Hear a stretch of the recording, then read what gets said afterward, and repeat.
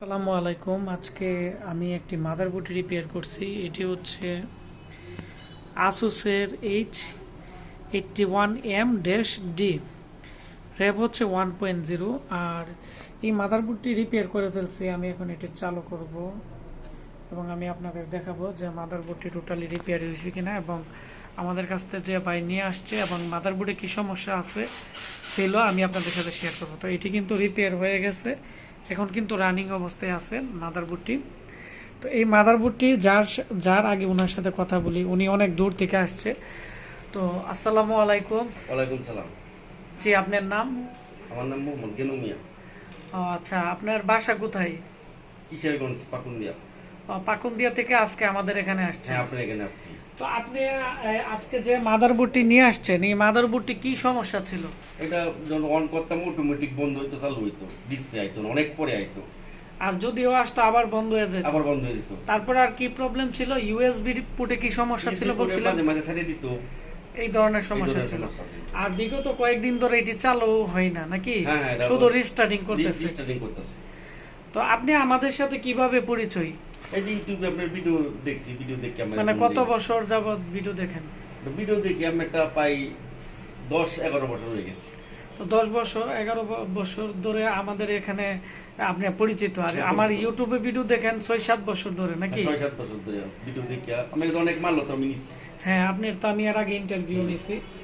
তো এখন আমরা ওনার মালটি ডেলিভারি করে দিব। তো আপনি যে আমাদের এখানে আসছেন, আপনার গাড়ি ভাড়া কত গেছে? গাড়ি ভাড়া হিসাব নাই, বাগে বাগে দিচ্ছি তো, হিসাব করছি না। অনুমান আবার যাওয়া 500 টাকা চলব।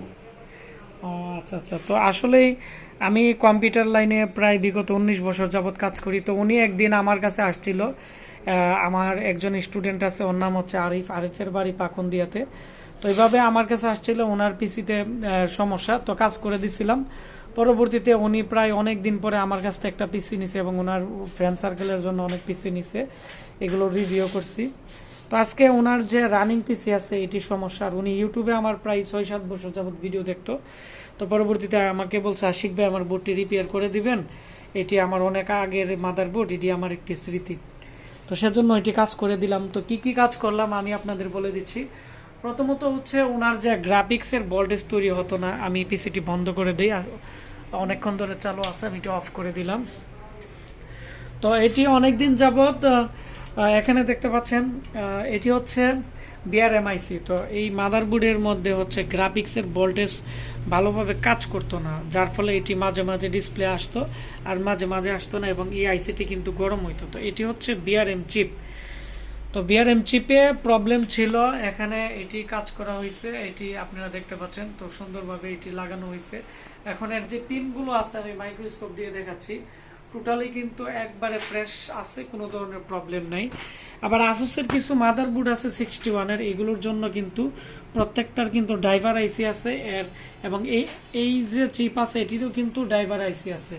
এই যে এখানে কিন্তু আপনারা দেখতে পাচ্ছেন 8 পিনের ছোট ছোট কিন্তু ড্রাইভার আইসি আছে, এখানে রেজিস্টার আছে। এগুলো অনেক সময় প্রবলেম হয়, যার ফলে অনেক সময় গ্রাফিক্সের ভোল্টেজ তৈরি হয় না, বা অনেক সময় বিআরএম আইসি ভালোভাবে চালু হয় না। তো আমি এ জায়গায় কাজ করার পরে এটি রিপেয়ার হয়ে গেছে। পাশাপাশি এখানে যে এসআইও আছে এটিতে প্রচুর পরিমাণ জংকার পড়া ছিল। তো এখন আমি এটিকে লাইভ সোল্ডারিং করে দিলাম। সোল্ডারিং করার পরে এর যে পিনগুলো আছে একবার টোটাল কিন্তু নিউ হয়ে গেছে। আমি আপনাদেরকে একটু জুম করে দেখাচ্ছি। তো এটি কিন্তু অনেক আগের একটি পুরান মাদারবোর্ড।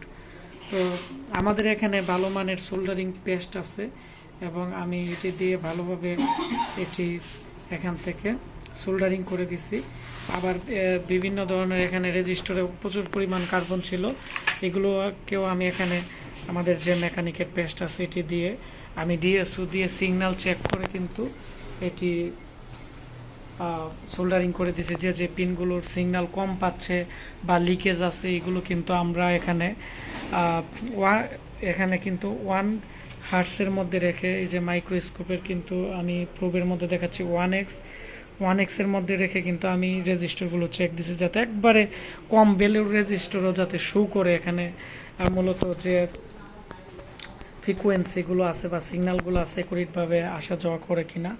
আর আমরা মূলত আরটিসি ক্রিস্টাল থেকে শুরু করে এই সমস্ত জিনিসগুলা আমরা 10x দিয়ে আমরা আইডেন্টিফাই করি যে এইগুলো ভালোভাবে কাজ আছে কিনা। তো যাই হোক, আমি আজকে এই মাদারবোর্ডটি ওনাকে দিয়ে দিব, উনি নিয়ে যাবে। তো এই মাদারবোর্ডটির বিল আমি করছি হচ্ছে, বিল আসে 1200 টাকা। অনেক কাজ করা হয়েছে, অনেকক্ষণ সময় আমার লাগছে। তো উনি যেহেতু অনেক দূর থেকে আইসা নিয়ে গেছে, তো ওনার প্রায় 400-500 টাকার মতো গাড়ি বাড়াই গেছে, সেজন্য আমি ওনার কাছ থেকে 600 টাকা নিব। তো অনেকেরই আছে মাদারবোর্ড নষ্ট হয়ে পড়ে আছে, যাদের মাদারবোর্ড নষ্ট হয়ে পড়ে আছে আমাদের কাছে পাঠিয়ে দিবেন। আমি চেষ্টা করি এগুলো ছোট ছোট ব্লগ ভিডিও তৈরি করার জন্য, এতে করে যাদের মাদারবোর্ড দোকানে নিয়ে গেলে পরিবর্তন করে দিই, নতুন লাগিয়ে দিই, পুরান অরিজিনাল বোর্ড রেখে চাইনিজ বোর্ড লাগিয়ে দিই। তো তারা আমাদের কাছে যদি ব্র্যান্ডের অরিজিনাল বোর্ডগুলো পাঠায়, এগুলো রিপেয়ার করে দিলে কিন্তু তারা অনেক দিন ইউজ করতে পারবে। এবং ব্র্যান্ডের যে অরিজিনাল মাদারবোর্ডগুলো থাকে এগুলোর কিন্তু স্পিডও অনেকটাই ভালো পাওয়া যায়, এবং কাস্টমার যারা আছে তাদের কিন্তু টাকা অনেকটাই সেফ হবে।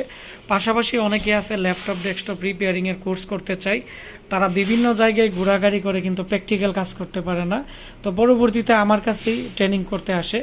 তারাও কিন্তু আসলে জানতে পারবে যে আমাদের এখানে কি কি কাজ করা হয়, এবং আমাদের কোর্স কত, এবং আমাদের ঠিকানা পাবে। আপনারা বেশি বেশি করে আমাদের ভিডিও শেয়ার দিবেন, তাহলে আমি মনে করি আস্তে আস্তে করে সারা বাংলাদেশে ছড়িয়ে যাবে।